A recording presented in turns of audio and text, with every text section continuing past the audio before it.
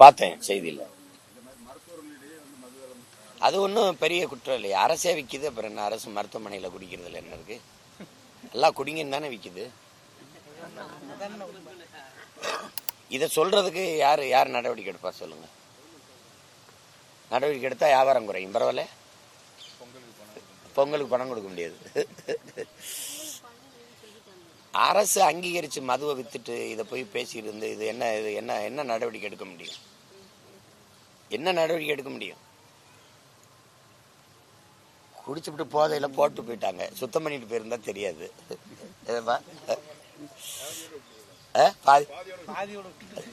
யாராவது வந்து குடிச்சுக்கிட்டு சொன்னாங்க. ஒரு கொடை விஜயுடைய அந்த ஆட்சியின் பங்கு அப்படின்ற அந்த வாசகத்தை நீங்க எப்படி பாக்குறீங்க? அது தெரியல. அது ஆட்சியில பங்கு அப்படிங்கிறது அது அவர் தம்பி ஒரு கொள்கையா வச்சிருக்கிறாப்புல. இங்கேயும் நிறைய கட்சிகள் ஆட்சியில பங்குங்கிற கோரிக்கையா வைக்கிறாங்க. அதனால அதை கொடுக்கலான்னு நினைக்கிறாங்க. இப்போ என்னன்னா, மத்தியில் ஆளுகிற கட்சியெல்லாம் ஆட்சியில் பங்கு கொடுக்கத்தானே செய்யுது. காங்கிரஸ் இருக்கும்போதோ பாரதிய ஜனதா இருக்கும்போது இப்போவே பாருங்க, நிறைய கட்சிகள் ஆட்சியில் பங்கு எடுத்திருக்குது, கூட்டணி ஆட்சி. அது மாதிரி முறையே இந்த மாநிலத்தில் கேட்குறாங்க. அது தவறு ஒன்றும் இல்லை. அது ஆட்சியில் பங்கு கொடுப்போம் அப்படிங்கிறது தம்பியுடைய பெருந்தன்மையை காட்டுது. அது வரவேற்கத்தக்கது தான். அப்போ ஆதி தமிழ் குடி விடுதலை பெறாமல் எவனும் விடுதலை பெற முடியாது. அந்த பேர், அது விடுதலைன்னு பேர் இல்லை. இப்போ தேவேந்திரரை வெளியேற்றா பட்டியலிருந்து நாங்கள் போராடுறது காரணம் என்ன? என் இனம் சார்ந்தவன், என் உடன் பிறந்தான் தாழ்ந்தவன் இருக்கிறது என் தன்மானை இழப்புன்னு நாங்கள் பார்க்குறோம். ஏன்னா அந்த இடத்துல அவன் தாழ்ந்தவன் நீ சொன்னீங்கன்னா அங்கே என் இனம் தாழுது, என் தமிழ் தாழுது, என் தமிழ் குடி தாழுது. அது என் தன்மானத்துக்கு இழுப்பு. தூக்குடா என்னடா நான் வச்சு தாழ்த்தப்பட்டவன் தூக்குடா. தமிழன் எவனுமே தாழ்த்தப்பட்டவன் இல்லைங்கிறதா எங்க நிலைப்பாடு. ஏன்னா தமிழன் பெருமைக்குரியவன். காரணம், தமிழ் பெருங்குடியில் பிறந்ததுனாலே அவன் பெருமைக்குரியவங்கிறான் என் தாத்தை புரட்சி பாவலர் பாவேந்தேன். அப்ப நான் பெருமைக்குரியவன். எனக்கு என்ன எஸ்சியில வச்சு சலுகை கொடுக்குற? உரிமை குடுறா. எஸ்சியில வச்சு என்னடா கொடுப்ப? ஏழாடா, ஏழை பிசியில விடால் எம்பிசியில வச்சு குடுறா, எனக்கு தனியா வச்சு குடுறா. என்ன நீ என்னை தாழ்த்தப்பட்டவன் சொல்ல நீ யார்? அப்ப நீ அப்படி ஒரு இது வருது இல்ல. அந்த கோட்பாடை கொண்டு வரணும்னா நீங்க இந்த இடத்துல தனித்த தத்துவத்தை வச்சுதான் நிக்கணும். இவன் எவனோடும் கூட்டணி சேர முடியாது, தரமாட்டான், செய்ய மாட்டான். ஜெயலலிதாவாவது தாழ்த்தப்பட்ட ஒரு அருந்ததியரை குறித்து சபாநாயகராவது ஆக்குச்சு, அந்த அம்மாவாவது ஆக்குச்சு. இவன் இந்த திராவிட கட்சி திமுக தான் பண்ணிருக்கா? பொது தொகுதியில ஒரு தாழ்த்தப்பட்ட மகனை நிறுத்தி திமுக வெல்ல வைக்குமா?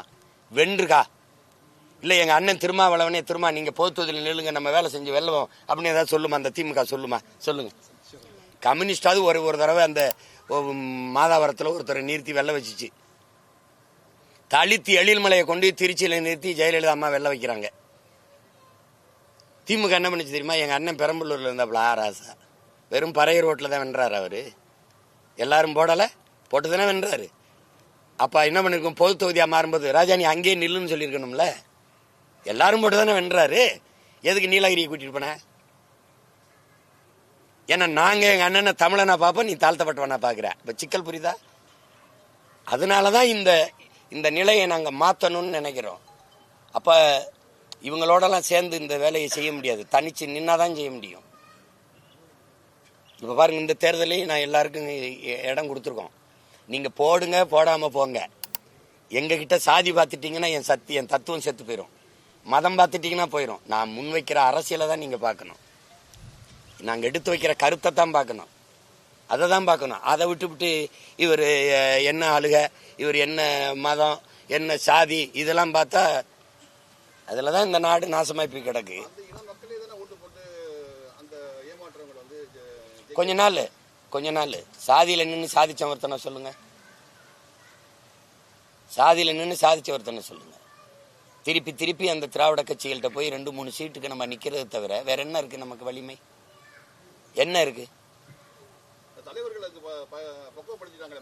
அதுதான். அதை மாறணும்னா, நீங்க மாத்தணும்னா எப்படி பண்ணுவீங்க? வட மாவட்டங்கள்ல படையாச்சி தெருவுக்குள்ள பறையர் வாக்கெட்டு போக முடியாது. பறையர் தெருவுக்குள்ள படையாச்சி போறதே இல்லை. இது எப்ப மாறுன்னு நினைக்கிறீங்க? மாத்திரமா இல்லையா? எங்க கட்சியில எப்படி? பறையருக்கு இடம் என் தங்கச்சிக்கு, படையாச்சி மாவட்ட தலைவன். இவன் என்ன செய்யறான்?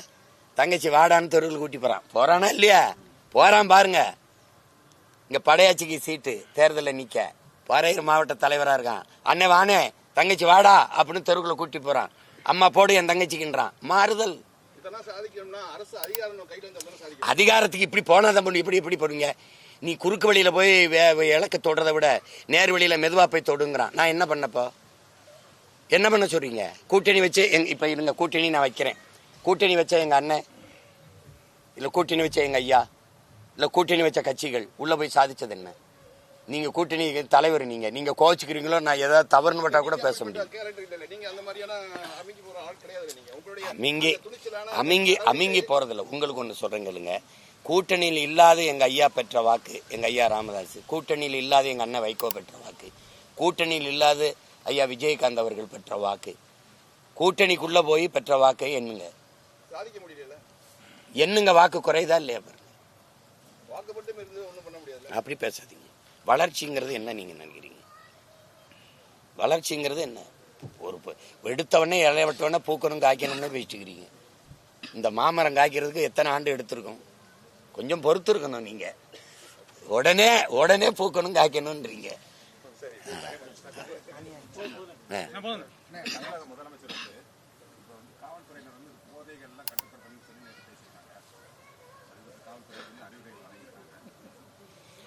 அறிவுரையா தான் பாக்குறாரு.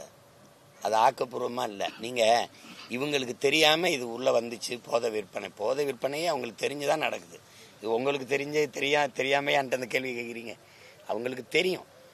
காவல்துறைக்கு எல்லாருக்கும் தெரிஞ்சுதான், அதிகாரத்துக்கு தெரிஞ்சுதான் இந்த போதை பழக்கம் அனுமதிக்கப்பட்டிருக்கு. பள்ளிக்கூட வாசல், கல்லூரி வாசல், வழிபாட்டு தலங்களுக்கு முன்னாடி விற்கப்படுறது காரணம் இவங்களுக்கு தெரியாதுன்னு சொல்லாது. இப்போ எனக்கிட்ட அதிகாரம் வருது, நான் வந்துடுறேன், நீங்கள் வித்து காட்டுங்க பார்ப்போம். சொல்லுங்க. தாத்தா காமராஜ் காலத்தில் சாராய கடை இல்லை. எத்தனை பேர் கள்ளச்சாராயத்தில் செத்தான்?